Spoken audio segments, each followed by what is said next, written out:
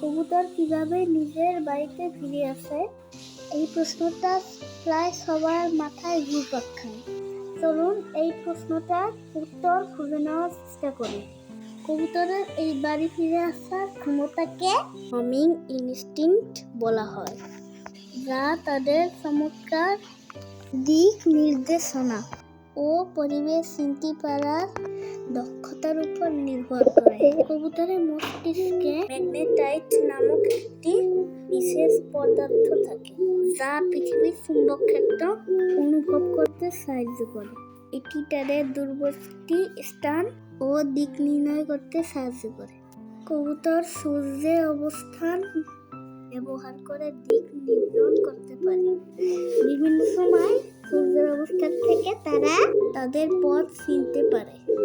কবুতর তাদের চারপাশের বাতাসের গন্ধ চিনতে পারে এবং সেই অনুযায়ী পথ খুঁজে নেয়।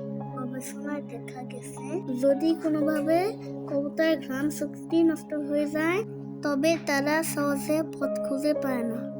কবুতর এমন কিছু শব্দ তরঙ্গ শুনতে পারে যা মানব শুনে না। এই ইনফ্রাসাউন্ড তরঙ্গ ব্যবহার করেও তারা তাদের পথ নির্ধারণ করতে পারে।